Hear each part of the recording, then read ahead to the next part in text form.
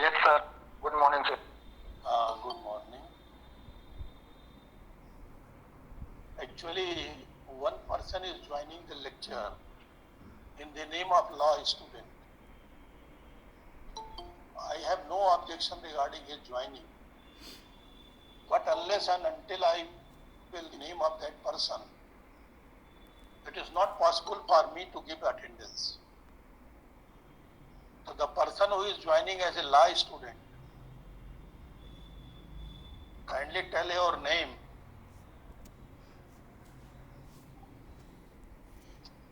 Are you able to hear? Some person joining my lecture as a law student.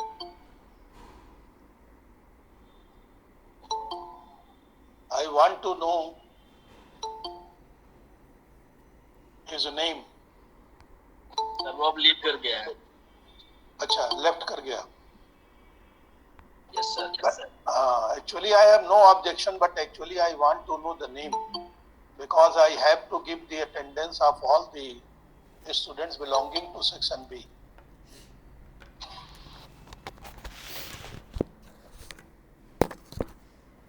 Now start. Firstly, I want to refresh your memory regarding the last lecture.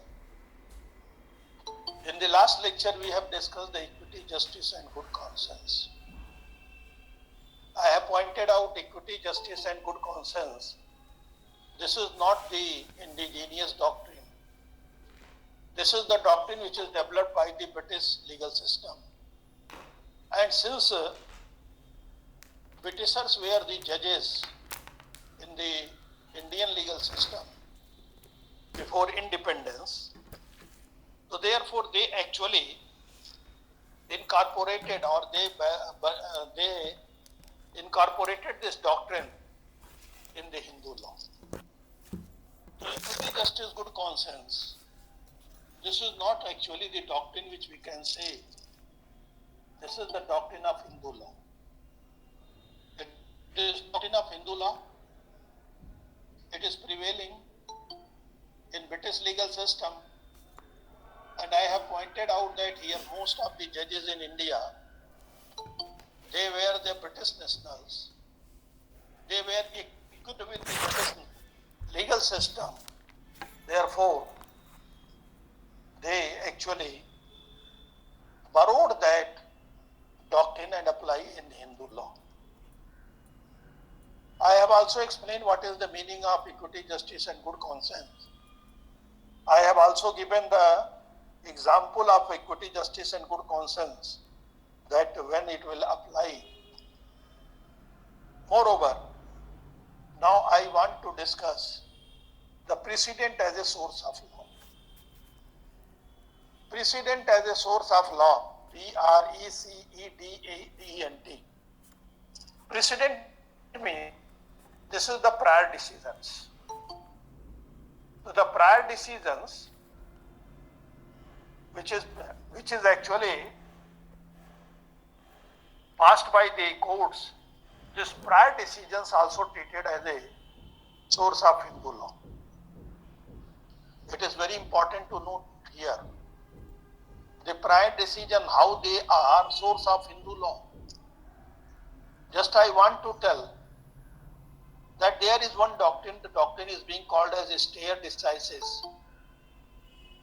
And in stare decisis, actually there is a requirement that there must be a hierarchy of the court, and the decision of the higher court will apply to the lower courts. This is stare decisis. So here actually in stare decisis, here in the stare decisis, the decision which is given prior in time, they have a binding effect. And once they have the binding effect, what does it mean? When they have a binding effect, it means that in recent cases, they are being followed and they are required to be followed.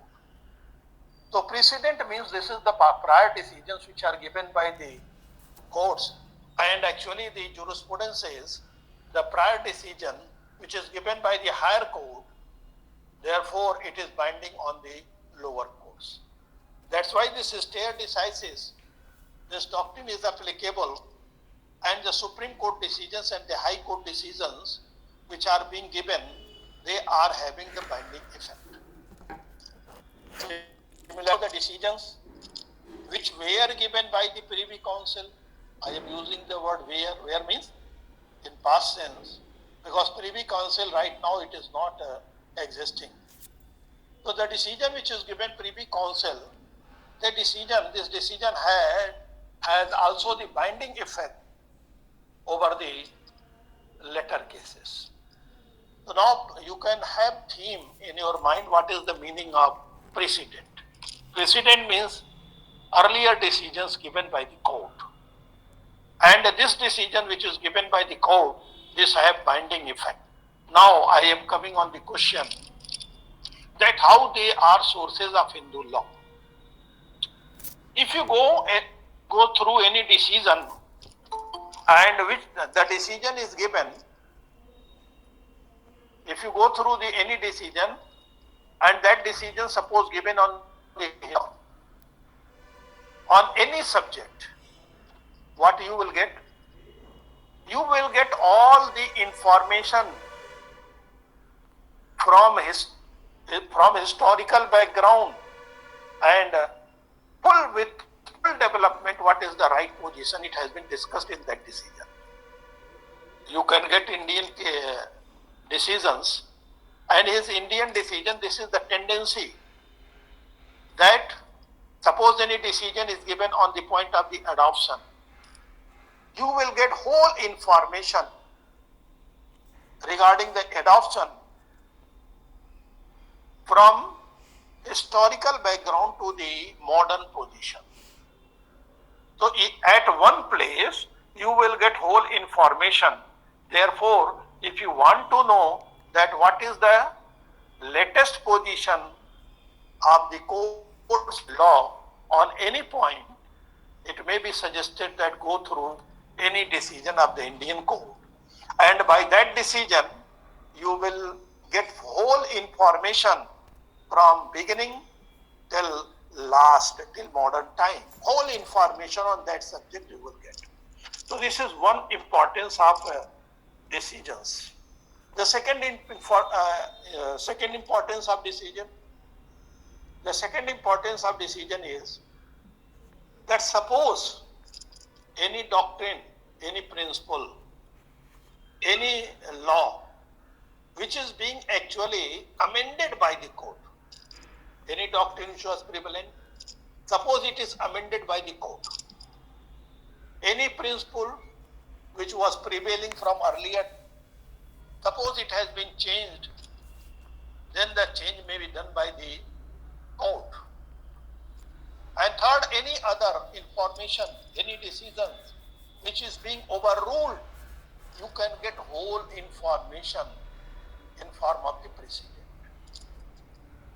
When any court changing the old doctrine, changing the old principle, or changing the old decisions, then it is called as a precedent.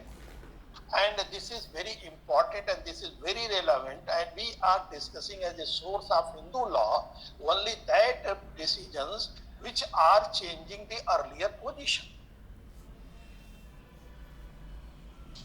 So that's why it is a source of Hindu law, because earlier position has been changed by this decision. This decision is very important.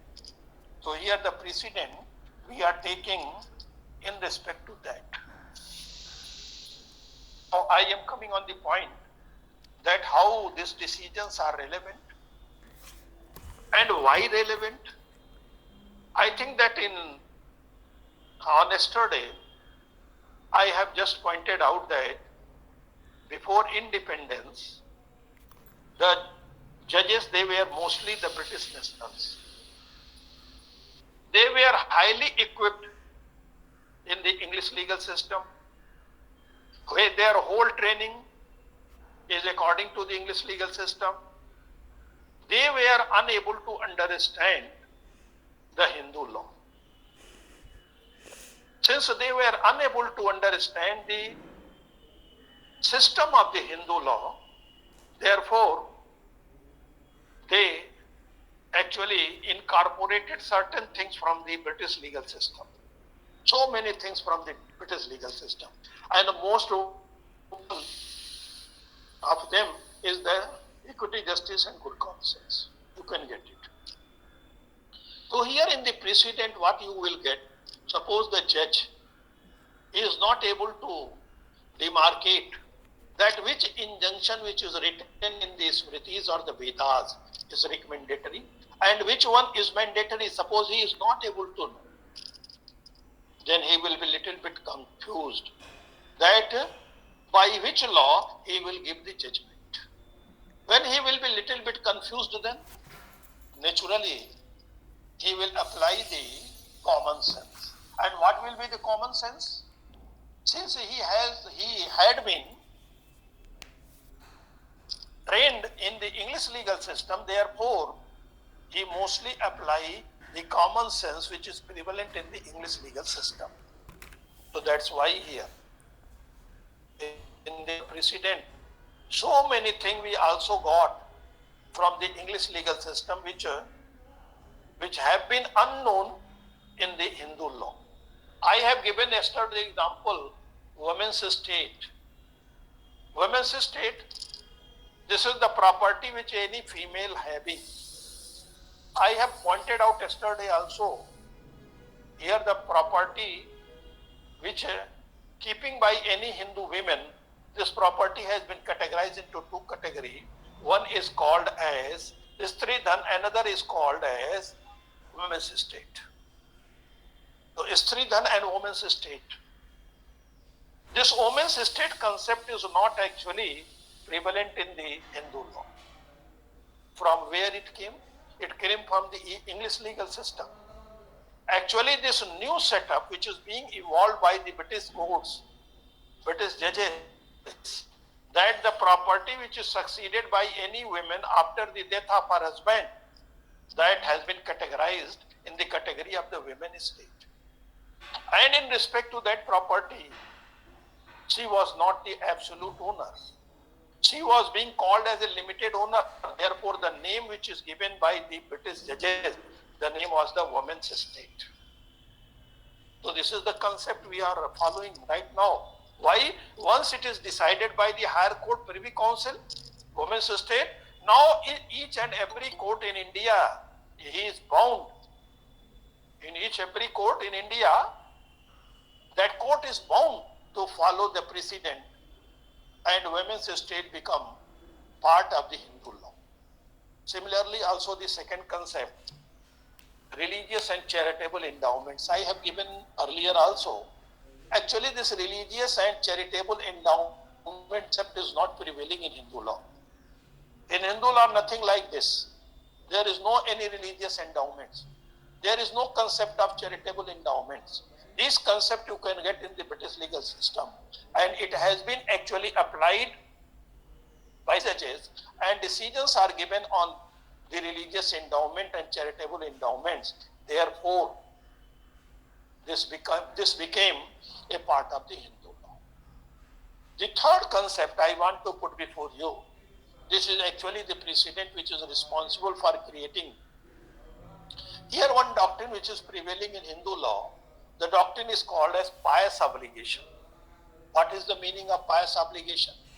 This is the pious obligation of the son, grandson and great-grandson to pay the debt of the father, grandfather or great-grandfather respectively.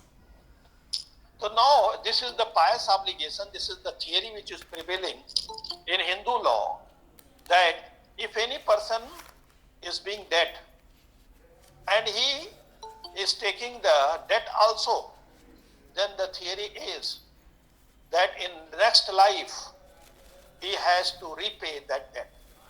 In the next life, that person would be born in the family of the creditor as an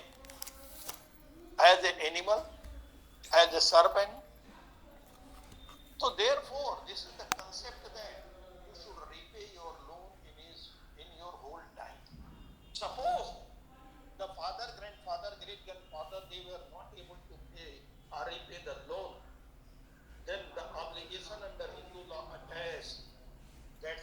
grandson, great-grandson, they repay it. Not a thing which is connected with the religion. This is the good thing, which is evolved theory. Now actually what the Britishers do? Britishers extended this pious obligation to the creditor's right. What is the creditor's right? Creditor right is that if any debt which is being actually taken by father, grandfather and great-grandfather, this debt required to be paid by the son, grandson, great-grandson. And suppose they are not able to repay, then here the right is given to the creditor, that the creditor may transfer, may get the property of that debtor by way of transfer. So here actually the right is being in favor of the creditor. If any creditor who has given any loan, any debt to any father, grandfather, great-grandfather, he is entitled, he has a right to get the property transferred in his own name. Actually what the Britishers did, they developed two things. One was that whether the debt, which is that is Vyavaharik or Avyavaharik. This is actually creation of Hindu law, because word is Vyavaharik. Vyavaharik means it should be pious. Avyavaharik means the debt which is taken for unlawful purposes. Here actually the doctrine has been extended by the Britishers. How it was extended? Here if you go through the decision of Lohar Amrit versus Doshi Jayanti Lal, decision of 1960, I am repeating again, the name of the decision is Lohar Amrit versus Doshi Jayanti. What the Britishers did it, what the British judges did it, they actually incorporated the creditor, if knowing well that father, grandfather or grandfather, great-grandfather, he had taken the debt for illegal purposes, then he will lose his right. So creditor's knowledge, this is very important. Here son, grandson, great-grandson, they can prove that creditor was knowing well that the father was taking the loan or debt for illegal purposes, then if the son is able to establish, then creditor will lose the right to get property transfer in his own name. So this is very important thing which is being added by these British judges. So that's why here the precedent is also a source of Hindu law. Why it is a source of Hindu law? Because most of the doctrines, most of the principles, most of the earlier decisions, it have been changed by the courts. And the decision in which it is being changed, that decision is relevant and it is a source of Hindu law. Now I am proceeding towards the last source of Hindu law. And what is that last source of Hindu law? It is in legislation. Legislation, I think that you are well aware. Legislation means the enactment which is made by the competent legislature. The act which is made by the competent legislature. This is called as a legislation. Here, if we go in the history of the legislation, we will find that during the British rule means before the independence, here the Britishers also passed so many law in relation to Hindu society. No doubt, I can refresh your memory in this regard, that what was the Britishers? The policy of the British ruler was divide and rule. Since they had the policy to divide and rule, it means they were never entering in the personal matter of any religious community, neither Hindu nor Muslim. But had this policy. But here, there are so many legislation which were being passed before the independence. So many legislation. Why it passed? Because actually they had this information. They means the British judges, British rulers. They had this information that Hindu society is very progressive society. It is very liberal one. Therefore, if any reformation is introduced, naturally the Hindu, they will adopt it. So therefore you can get maximum legislations in the area of the Hindu law. If you compare the same thing in the Muslim law, then you will get only one or two legislation which is being passed by the British ruler. One was being Shariat Act 1937, another was Dissolution of Muslim Marriage Act 1939. Only two or three legislations were being passed in Muslim law. But in Hindu law, here actually British rulers, they passed so many legislation. I just want to give the list of that legislation before you. Here, the legislation which was passed, it was started in 1850. In 1850, the legislation which was passed, the name of the legislation was Caste Disability Removal Act. Caste, C-A-S-T-E, caste means C-O-S-T, caste no. C-A-S-T, caste. Caste means Jat. Caste Disability Removal Act 1890. After that, another act, Hindu Widow Remarriage Act 1856. Then Hindu Will Act 1870.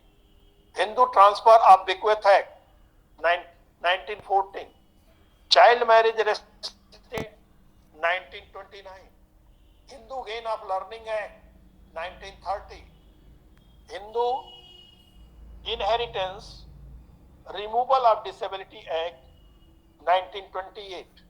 Hindu Law of Inheritance Amendment Act 1929. Hindu Women's Right to Property Act 1937.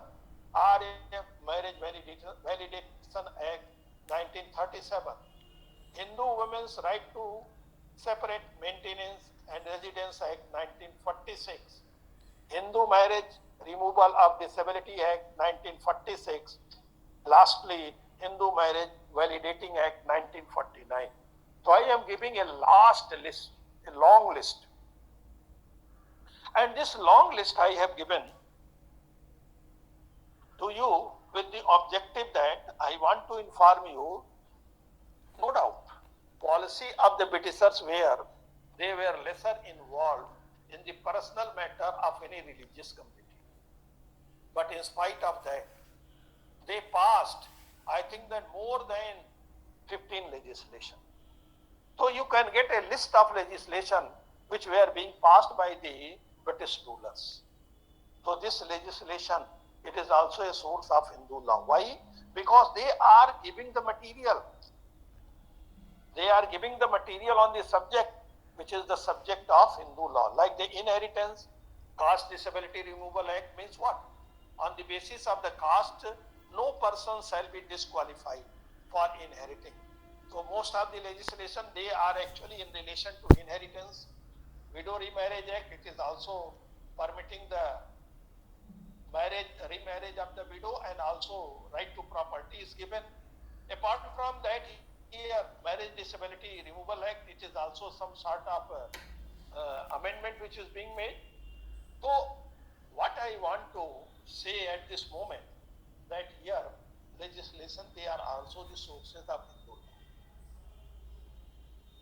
Why? Because they are also revealing the law on the subject, which is the subject of modern Hindu law.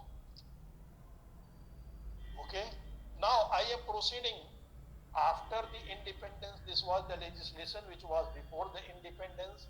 After the independence, actually here certain legislation were being passed. It has also a historical background. I just want to inform you historical background. It is also very essential to know for you, because this is the information related with the personal law, also related with the history of modern India. What is that? Here in 1941, a committee was being constituted. What was the objective of the committee? In 1941, the committee was being constituted, and the objective of that committee was just to codify the Hindu law, which were actually in a scattered form. छितरे हुए थे चारों तरफ, उन्हें क्या किया जाए? उन्हें Codify किया जाए. But in this committee which was formed in 1941, it was actually failed, and later on in 1944 another committee is being formed, and the name of that committee was, this was actually chairmanship of Sir Bangal Narsingh. This is called as Rao Committee, and the same task was also given to the Rao Committee. What was the task? To consolidate माने एक जगह इकट्ठा करें the Hindu law, which is actually scattered in different literature. So this was actually objective of this committee, B.N. Rao committee. B.N. Rao actually drafted and codified the Hindu law.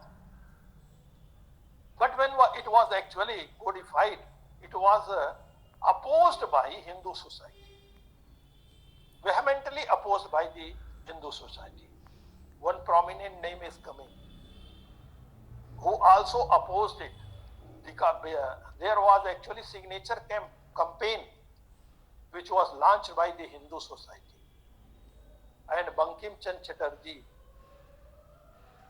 the name of that particular person, he is one of the poet. He is a renowned person, particularly in India. He was also signatory in opposition camp. No, Tagore nahi. Bankim Chand Chatterjee. He was actually a poet, and the name is attached with the song, which is the song related with independent India.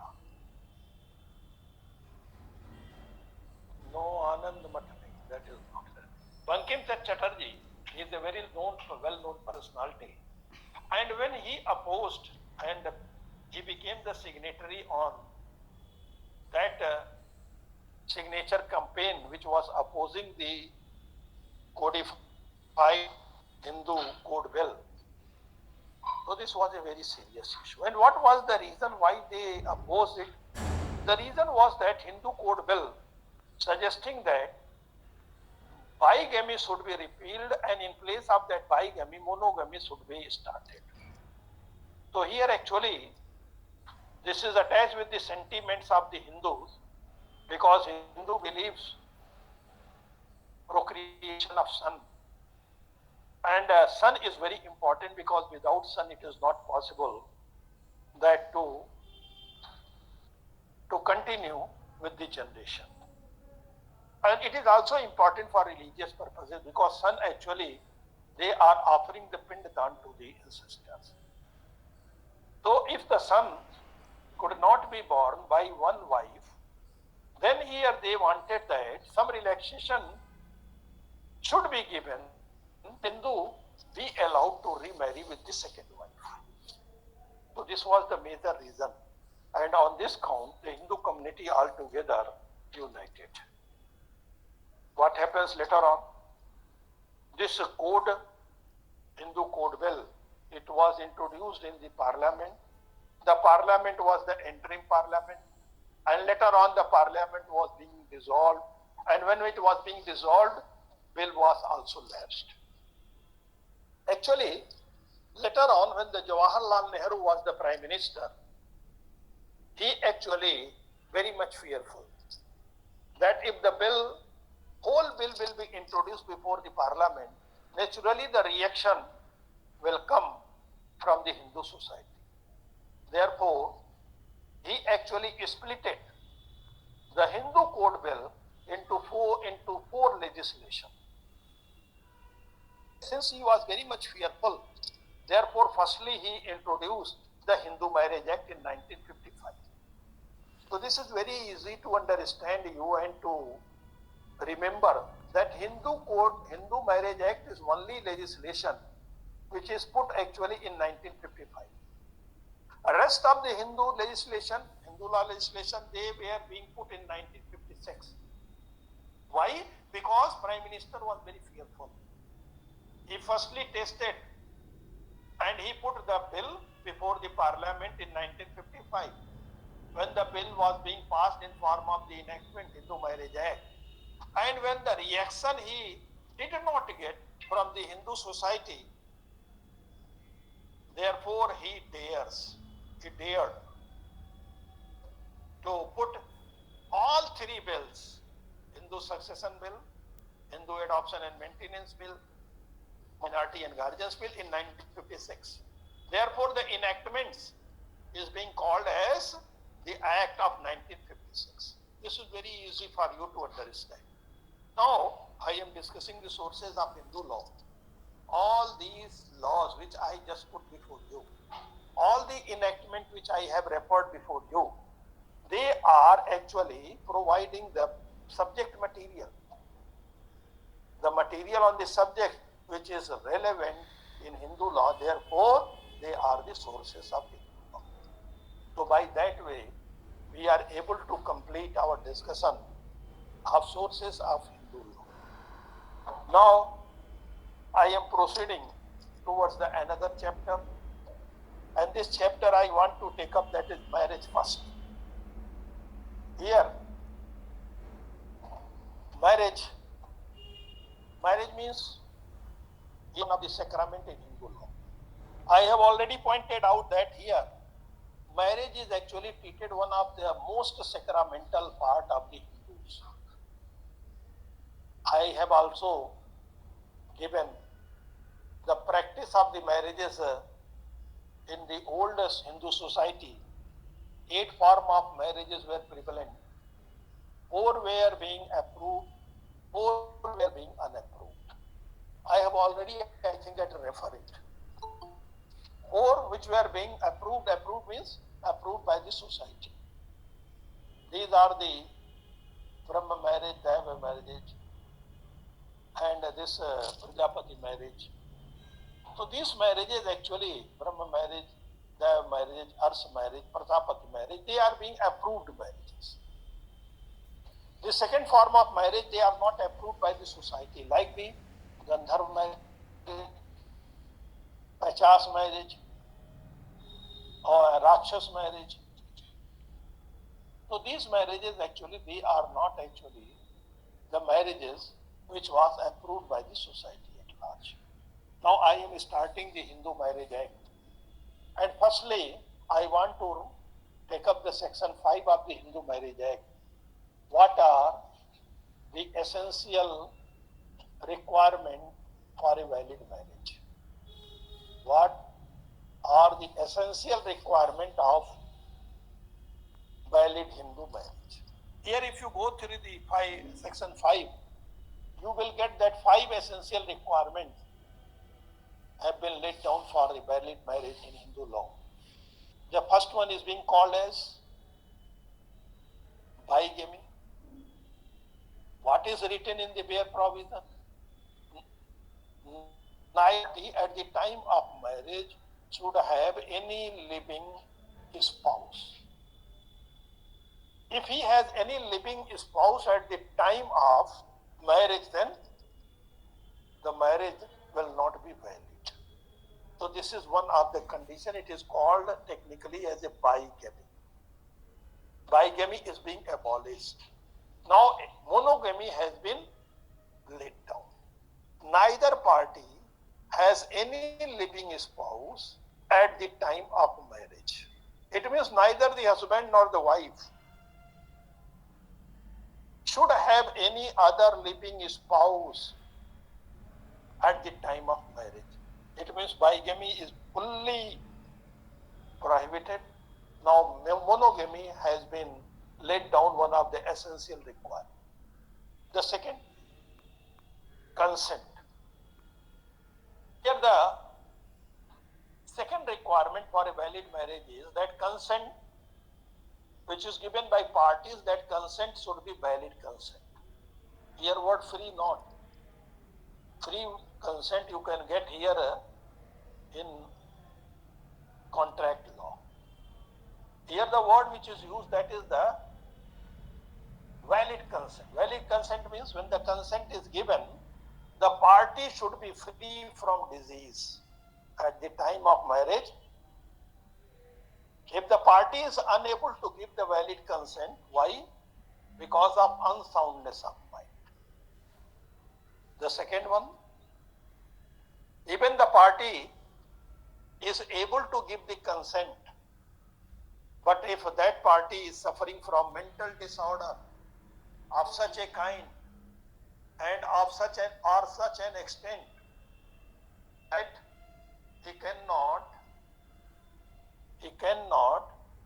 he is unfit, not cannot, he is unfit for marriage and procreation of child. So this is the second part which is being there. What is the meaning of free consent? Not free consent, valid consent. Then party should not suffer unsoundness of mind while giving the consent. Party should not be suffering from mental disorder. And what kind of mental disorder? That he was unfit for marriage and procreation of child. The third one, when the consent of the parties is being given, it should not be under the recurrent attack of insanity. Previously, the word of epilepsy was also been there, but this epilepsy is being actually removed in 1999, and the word that is insanity. It means that consent of the parties should be valid. Valid means it should not be influenced by unsoundness of mind. It should not be influenced by mental disorder. It should not be influenced by a recurrent attack of insanity. So that is valid consent. The third condition, age. Here, if you go through the third part of section 5, here age is prescribed, and the age for bridegroom is 21, and for the bride it is 18. So this minimum age is being prescribed. Now fourth one, what is the fourth? Fourth is that parties should not be within the prohibited degree of relationship. Degree of relationship. If the parties are within the prohibited degree of relationship, then marriage will not be valid. But exception is given.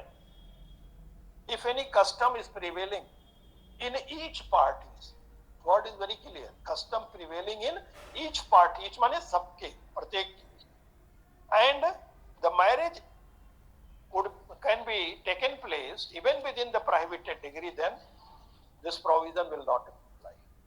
It means marriage may be within the prohibited degree of relationship if a party has a custom of such. The fifth one, what is the fifth one? Last, that party should not be suppined with each other. If parties are suppined with each other, then marriage will also not be valid. And exception again here given, that the parties may marry each other even within the suppined relationship if the custom prevailing in each party and permitting the custom of such marriage. So these are the 5 essential requirements for a valid marriage. Now one by one I am discussing it. The first I am taking, that is called as monogamy. Monogamy has been prescribed in Hindu Marriage Act 1955. The first requirement which is laid down, neither party at the time of marriage have any living spouse. यानी शादी के समय उसके पास कोई दूसरा living spouse नहीं होना चाहिए. अगर होगा तो क्या होगी marriage? What will be the fate of that marriage? Here, if you go through the section 11, you will get the information, section 11 of the Hindu Marriage Act. You will get information that the marriage, which is the second marriage, in the lifetime of the first spouse, the second marriage has been declared as a void. Here the word which is used, if you go through the section 11, what is written? If any marriage took place on violation of the condition laid down in 15.1, 15.4 and 15.5, the marriage shall be void. Void means that marriage has no any effect in the eye of law. It is no marriage at all. So here, the first condition laid down for a valid marriage, that it should be monogamy, it should not be bigamy. And if the condition is violated, then the marriage will be void under section 11. And the punishment is also given here. Where given? If you go through the section 17 of the Hindu Marriage Act, then you will get that the punishment is laid down for violation of monogamy. If any person violating monogamy and committing the bigamy, then here punishment is actually referred to sections of IPC. One is 494 and another is 495. 494 and 495 of the IPC. Here the sentence is given there. So now, this is the first requirement, that neither party should have any other living spouse at the time of the marriage. If this condition is being violated, the marriage which is later on solemnized, second marriage we can say, that marriage will be section 11, and the party who is violating it shall also be punished under section 17, referring Indian Penal Code section 494 and 495 IPC. Now I am coming, what is the meaning of bigamy? Here the bigamy word include the polygamy and polyandry both. Polygamy means if any husband who has more than one wife, this is called as polygamy. Polyandry means if any wife, she has more than one husband, this is called as polyandry. So now here polygamy and polyandry both are being actually thrown out from the Hindu society. Now it is required that is the normal rule. This is the general rule. And it is required that this condition should be followed for validity of marriage. Now one thing I want to put before you. What is that thing? Here you can very well raise the question that in society there are the persons who has committed bigamy. In spite of that, they are not being punished. What is the reason? Why this happens? Actually, this happens because of the provisions which are written in 494 and 495. What are the provisions? Here it is required that marriage should be solemnized. Marriages means both the marriages, first marriage as well as the second marriage. Marriages should be solemnized after strict compliance of the custom of the parties. So if marriage is not solemnized in strict compliance of strict compliance of custom of the either of the parties, then naturally the marriage will not be valid, and once it will not be valid, then the person will not be liable for bigamy. So that is the problem. If you go through the 494, what is laid down? The second marriage as well as the first marriage, both should be solemnized after observing the custom of either parties strictly. If it is not being observed strictly, then the marriage will not be valid. The one marriage will not be valid, then the person who is committing the bigamy will not be punished. So this is the technical thing which is written 494, yes, marrying again during the lifetime of the husband or wife. This is 494. So here punishment is given.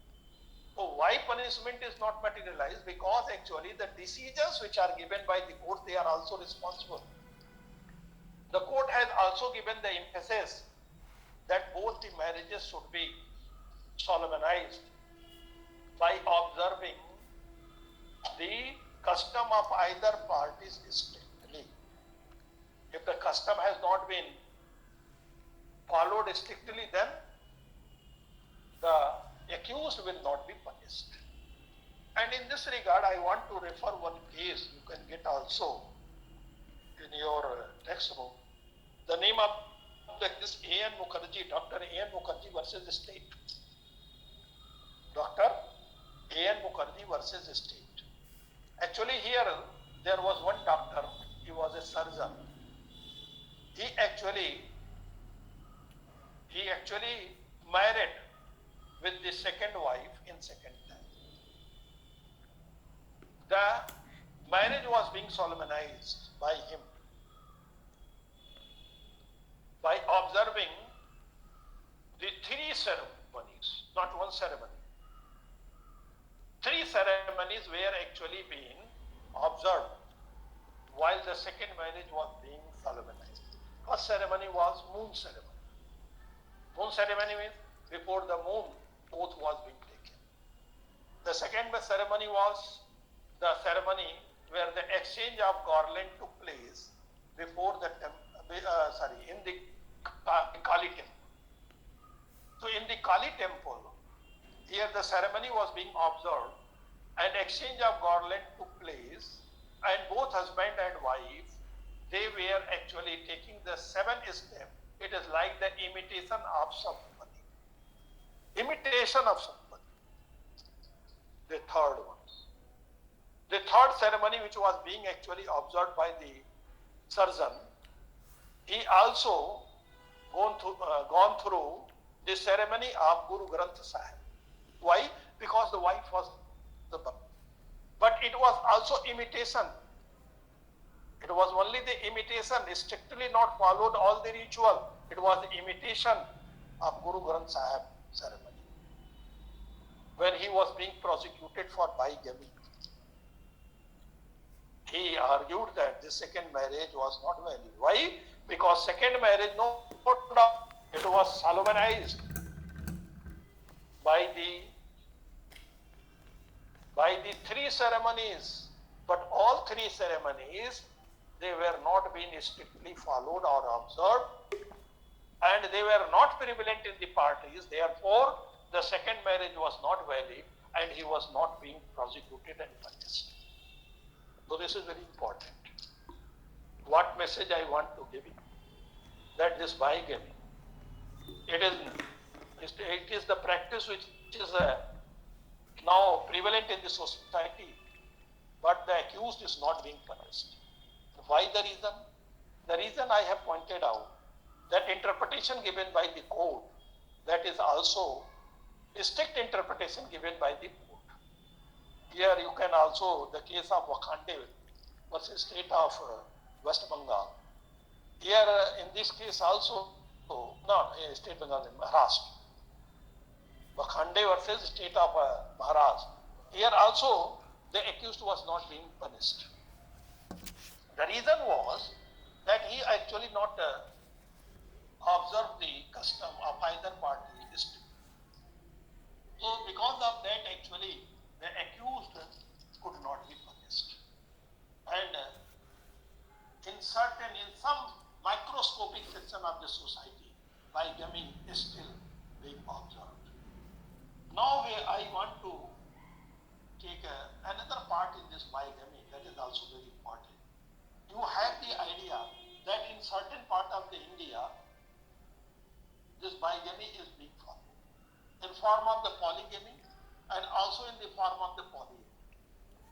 Polygamy, particularly in Damandiu, here actually this was the practice, and in the Parsis,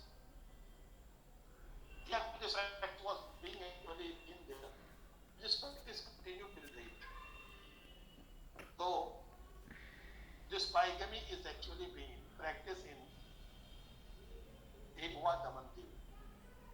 Polyandry, in some part of the India, the polyandry practice is also prevalent, particularly in the hill area. Take the example of the Simla. In Simla, Himachal Pradesh. In Himachal Pradesh, actually, there are certain areas where the eldest brother only marries, eldest brother. And after the marriage, the wife which is being actually married with the eldest brother, now after the wife becomes the wife of all the brothers, not only elder brother, but the younger brothers also. So it means that the wife is having more than one husband.